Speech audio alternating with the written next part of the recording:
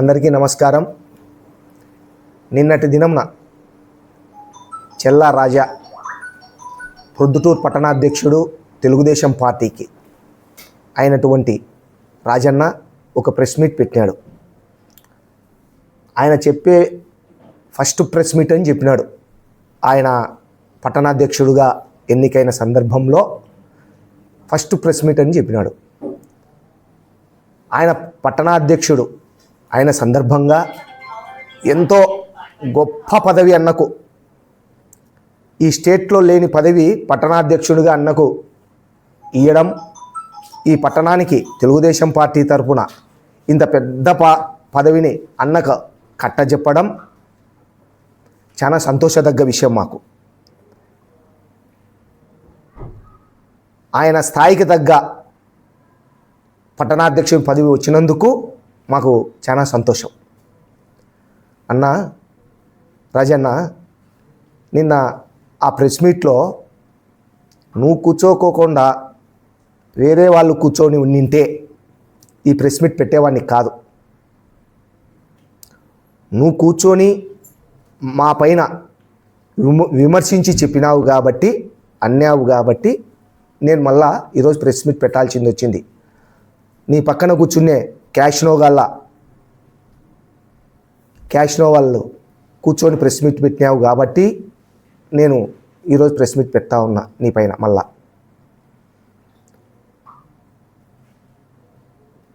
Rajanna, petrol బంకులో 1,30,00,000 మాయమైందని చెప్తా ఉండవు. మాయం అయిందా, లేకుంటే మాయం చేసినారా, ఎవరెవరు చేసినారు, అప్పులు ఇచ్చినాడా, అప్పులు తీసుకొని ఎగరగొట్టినారా, ఇవన్నీ తేల్చాల్సినది ఈ ప్రొద్దుటూరు మున్సిపాలిటీ పైన బాధ్యత ఉంది. అయితే నిజాలు చెప్పి ఉంటే కరెక్ట్గా ఉండేది. నిన్న నువ్వు ఆ విధంగా చెప్పలేదన్నా రాజన్న. ఇప్పుడు ఈ ఊర్లో ప్రొద్దుటూరు మున్సిపాలిటీలో 1,30,00,000 మాయమైంది పెట్రోల్ బంకులు అని చెప్పినావు. దానికి సంబంధించి మున్సిపల్ కమిషనర్ 1,30,00,000 మాయమైందని ఏమన్నా చెప్పినాడా? లేదు, చెప్పియండి మీరు. కానీ రాజన్న, నువ్వు, వరదరాజుల రెడ్డి గారు, Kondareddy, 1 town CI, 2 town CI, 3 town CI, taluka సిఐలు కలిసి మున్సిపల్ కమిషనర్ దగ్గర కూర్చొని ఆ ప్రవీణ్ అనే వ్యక్తి, ఈ పెట్రోల్ బంక్లో మేనేజర్గా ఎవరైతే మున్సిపల్ ఎంప్లాయ్, అతను అవుట్సోర్సింగ్ కాదు, ప్రైవేట్ వ్యక్తి కాదు, అతను మున్సిపల్ ఎంప్లాయ్, అతన్ని పిలిపించి ఏ విధంగా ఇది జరిగింది, ఏం జరిగిందని విచారించండి. విచారించి ప్రెస్ మీట్ పెట్టింటే బాగుండు. మేము విచారించినామనుకో ప్రవీణ్ను, ఏం ప్రవీణ్ ఏ విధంగా అయిందని మళ్ళీ మేము బెదిరించినాము అంటారు. అందుకే మేము విచారించడంలే, మీపైనే బాధ్యత వేస్తున్నాం. ఆ విచారణ చేసి 1,30,00,000లో ఎవరికెవరికి అప్పులు ఇచ్చినాడు ఈ ప్రవీణ్. ఏమప్పులు? డీజిల్ అప్పులు. కేఎంఆర్ కానీ పేపర్లో వచ్చినదే చెప్తున్నా, మాతాంగి అనేవాళ్ళు కానీ, శ్రీలక్ష్మి కానీ, ఇంకొక అతను, ఇట్లా 7-8 పేర్లు 9 పేర్లు ఉన్నాయంటున్నారు. మాకు తెలిసి ఒక 4-5 పేర్లు తెలుసు.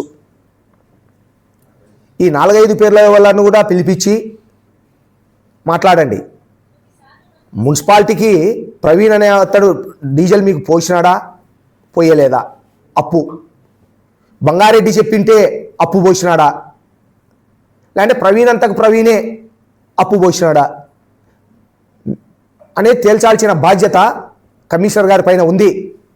తేల్చి నా పేరు కూడా చెప్తే ఈ 1,30,00,000 ఎవరి పేరు, నా పేరు బంగారెడ్డి చెప్పింటే, ఇదో ఈ కేఎంఆర్కు బంగారెడ్డి చెప్పింటే నేను అప్పు పోసినా అని చెప్తే ఆ డబ్బులు నాదే బాధ్యత. ఆ డబ్బులు నాదే బాధ్యత. ఏ పేరు చెప్పినా దాంట్లో చెప్పకపోతే ఎవరిది బాధ్యత? ప్రవీణ్ది బాధ్యత. ప్రవీణ్ కూడా ఊరిడిచిపెట్టిపోలే, అతనేం చనిపోలే, మున్సిపాలిటీలోనే పనిచేస్తున్నాడు. ఈ రోజుటికి కూడా స్టిల్ నౌ ఆయన పనిచేస్తున్నాడు. రాజన్న పిలిపించుకోండి, వద్దన్నామా? విచారించండి. ఏం ఒకసారి సిఐఓ ఎవరన్నా గట్టిగా అడిగితే చెప్తారు కదా నిజ నిజాలు. అట్లా చెప్పం, అట్లా విచారించం, ఊరికి అబాండా బెస్సాం. నీకు ఎంతో విలువ ఉన్నది రాజన్న, నువ్వంటే నాకు ఎంతో అభిమానంగా ఉన్నా, ఇప్పటికీ అభిమానమే. ఇంత చెత్త ప్రెస్ మీట్ పెట్టినావే, అది చాలా బాధగా ఉంది అన్న నాకు నీ పైన అయితే. ఎందుకంటే ఏంది అన్న, ఏంది అన్న స్థాయి ఏంది? ఈ పొద్దుటూరుకే పట్టణాధ్యక్షుడే పాపం ఇంత పెద్ద స్థాయిలో ఉండి ఇంత చెత్త ప్రెస్ మీట్ పెట్టినాడని నాకు చాలా బాధగా ఉంది రాజన్న. ఏ ఒక్క రూపాయి అయినా సరే పెట్రోల్ బంకులో ఎవరు పెట్రోల్ పోయి పట్టించుకున్నా కూడా ప్రతి రూపాయి మున్సిపల్ కమిషనర్ ఖజానాకు పోతుంది. బంగారెడ్డి ఖజానాకి ఎట్టొస్తుంది? ఏ విధంగా వస్తుంది? వచ్చిందని తేల్చండి. తేల్చేదానికే కదా మీకు అధికార పార్టీ ఇచ్చింది. ఇప్పుడు అధికార పార్టీలో ఉన్నారు మీరు.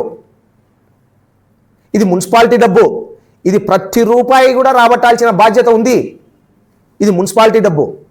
మేము కూడా దీనికి వ్యతిరేకం కాదు. ఎవరమైనా సరే ఈ డబ్బును రాబట్టాల్సిందే. బంగారెడ్డి ఇప్పించినాడా, ఇంకొకరు ఇచ్చినారా, వరదరాజుల రెడ్డి ఇప్పించినాడా, కొండారెడ్డి ఇప్పించినాడా, రాజన్న ఇప్పించినాడా అనేది కాదు ముఖ్యం. ఎవరు ఇప్పించినా డబ్బులు రాబట్టాలా, దానికి మేము కూడా ముందుంటాం. అయితే విచారణలో మేము ముందు ఉంటే మళ్ళీ భయపడిచ్చినామంటారు రాజన్న. మీరే విచారించండి. విచారించి మా పేర్లు వస్తే విచారణలో ఆ పిల్లోడి ద్వారా దానికి మాదే బాధ్యత రాజన్న. నాకు తెలిసిన వరకు 70 లక్షలో 80 లక్షలో ఇతను కొంతమంది ట్రాన్స్పోర్ట్ కంపెనీలకు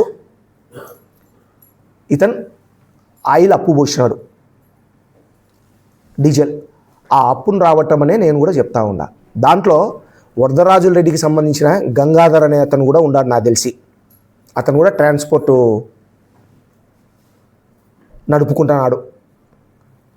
ఆయన కూడా ఏం దొంగోడు కాదు, మంచోడే. ఆయననైనా పిలిపించుకోండి. బంగారెడ్డి చెప్పింటే నాకు అప్పు పోసినాడు ఈ ప్రవీణ్ అని చెప్పి నాదే బాధ్యత. ఆయన కూడా ఒక గౌరవంగా బతికేవాడే గంగాధర్. కొన్ని లారీలు పెట్టుకొని బతుకుతున్నాడు. అతనితో మాట్లాడండి. మీ వాళ్ళే కదా. మీ వాళ్ళైనప్పుడు మీరు అభియోగం మా మీద వేసేటప్పుడు ఆ గంగాధర్ను పక్కన కూర్చోబెట్టుకొని గంగాధర్తో చెప్పి, అన్నా లేదా ఆ రోజు బంగారెడ్డి చెప్పింటే నాకు అప్పు పోసినాడు అని అట్లా చెప్పం. ఊరికే ఆ క్యాష్నో గల మాటలు విని నువ్వు ప్రెస్ మీట్ పెట్టావన్నా. ఇంకొకటి, శివాలయంది ఏందో చెప్పినారు రాజన్న. అది కూడా మీ తమ్ముడు ఉన్నాడు దాంతో ఇన్వాల్వ్మెంట్, పోలీస్ అన్న. ఆయన ఈ రోజుకు కూడా కరెక్ట్గానే చెప్తున్నాడు, నిజంగానే చెప్తున్నాడు. కానీ కరెక్టే, నీలాగా అబద్ధాలు చెప్పలే. బాలరాజ్ అనే అతను నా దగ్గరికి వచ్చినాడు. అన్న, శివాలయానికి సంబంధించి రూముకుగా ఆ దేవులమూలు 2 లక్షలు నన్ను అడుగుతూ ఉండారు, ఒక 10 రోజులు టైం ఇప్పి అన్న అని నన్ను అడిగినారు.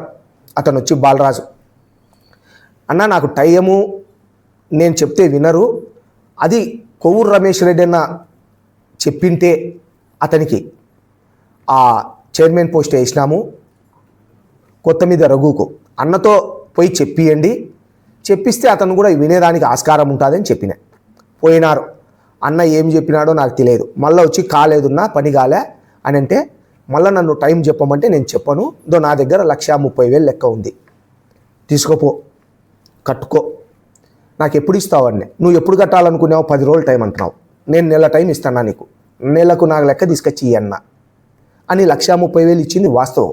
నేను మా ఇంట్లో డబ్బు. అతను నెల అయిపోయినాక నాకు ఫోన్ చేయించినాడు. ఎవరితో? మీసాల రాజన్న అంటే చెల్లారాజా అన్న తమ్మునితో, రమణన్నతో. బంగారెడ్డి నువ్వు 1,30,000 ఇచ్చినావంట, ఆ రోజు మంచి పనికే ఇచ్చినావు, పాపం ఇతని దగ్గర ఈరోజు డబ్బు లేదు, ఒక 3-4 రోజులు టైం ఇస్తే నేనే ఆ డబ్బులు పంపిస్తా నీకు అని నాకు ఫోన్ చేసినాడు. కావాలంటే మీ తమ్ముడిని అడుగు రాజన్న, అడిగి మళ్ళీ ప్రెస్ మీట్ పెట్టును. మీ తమ్ముడు చెప్పినాడు, మళ్ళా నాకు 4 రోజులకు మీ తమ్ముడు రమణన్న ద్వారా నాకు డబ్బులు వచ్చింది. రమణన్న ద్వారా బాలరాజుకి ఇచ్చి, బాలరాజు ద్వారా నాకు డబ్బులు వచ్చింది 1,30,000. నేను అప్పు ఇచ్చినా తప్ప ఎక్కడే కానీ కమిషన్లకు ఇంకోటి కాదు. మీరు ఏం షోలో పెట్టుకున్నారో నాకైతే అర్థం కాలే. సీసం పోసుకున్నారో షోలలో, నాకైతే ఏం పెట్టుకున్నారో నాకేమో అర్థం కాలే. సెల్లులో ఉంది వాయిస్ రికార్డ్ అన్నారే, వాయిస్ రికార్డ్ మళ్ళా విను. 1 నిమిషము 36 సెకండ్ల వద్ద నా పేరు ప్రస్తావన వచ్చింది. ఏమొచ్చింది? బంగారెడ్డి దగ్గర తెచ్చుకొని నీకు డబ్బులు కట్టినా అన్నాడు.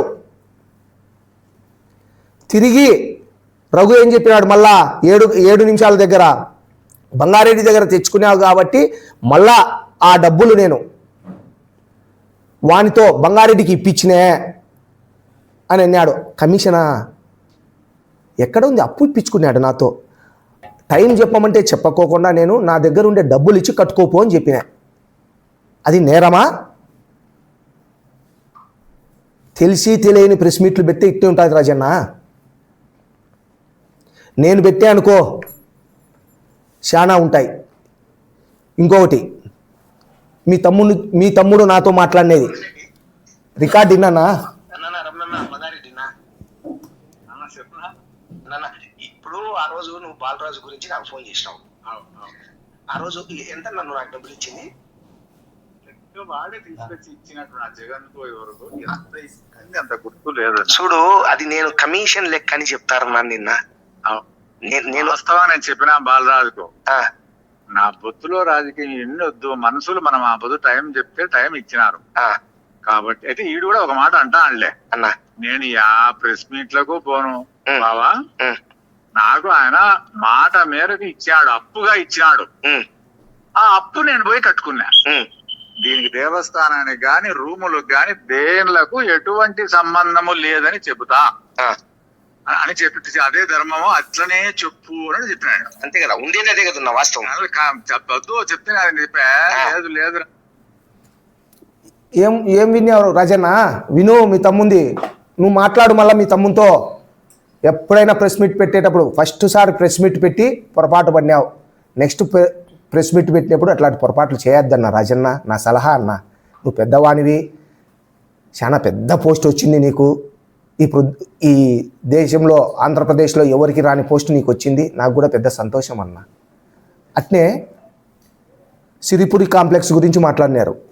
సిరిపురి కాంప్లెక్స్ 90,000 రూపాయలు బాడుగా, 18% GST, 1,08,000 ప్రతి నెల. స్పీట్ హౌస్ ఉందే, సిరిడి సాయి స్పీట్ హౌస్, విజయ్ కుమార్ వాళ్ళ ఎదురుగా, దానికి 1,08,000 బాడుగా మున్సిపాలిటీకి వస్తూ ఉంది. దాని వెనకాల ఇది వచ్చేసి ఉరుకూటు ఓబుల్ రెడ్డి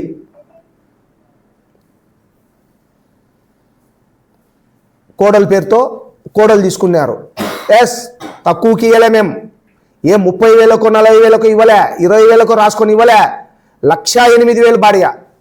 అట్టే వెనకాల మన లారీలు సీరన్న అల్లుడు, సొంత అల్లుడు, 70,000 ప్లస్ GST, అంటే 85,000 పైన పడుతుంది బాడుగా. లారీలు సీనన్న అల్లుండానికి 85,000 బాడిగా. ముందర ఉండేదానికి సిరిడి సాయి దానికి మాత్రం 1,08,000 బాడిగా. తక్కువ బాడిగా నాన్న మురళన్న, రాజన్న? తక్కువ నాది బాడిగా, ఎక్కువనా? ఈ రాయలసీమలోనే మున్సిపాలిటీకి సంబంధించిన బిల్డింగ్లలో ఈ బిల్డింగులే రేట్ ఎక్కువ, ఈ బిల్డింగులే బాడిగ ఎక్కువ. 1 నెల బాడిగ కట్టకపోతే ₹2 వడ్డీ పడుతుంది బాడిగలో ఉండే రూమ్లోలకు. గోడేటు చెంపెట్టు ఉంటుంది, ఎవరేం ఎగరగొట్టేదానికి ఉండదు. ₹2 వడ్డీ. ఇంటి పన్ను కట్టకపోయినా ₹2 వడ్డీ. రూమ్లో మున్సిపాలిటీ రూమ్లో బాడెక్కున్నా కట్టకపోయినా ₹2 వడ్డీ. ఒక్క నీటి పన్నుకు మాత్రం వడ్డీ ఉండదు. తెలుసుకొని మాట్లాడాలి ఎవరైనా రాజన్న. కాబట్టి ఇట్లాంటి క్యాష్నో వల్ల పక్కన కూర్చొని ఇట్లాంటి ప్రెస్ మీట్లు పెట్టొద్దని మరీ కోరుకుంటున్నా. కొన్ని పత్రికా విలేకరులకు కూడా సన్నివినయంగా ప్రార్థిస్తున్నా. ఏ విషయమైనా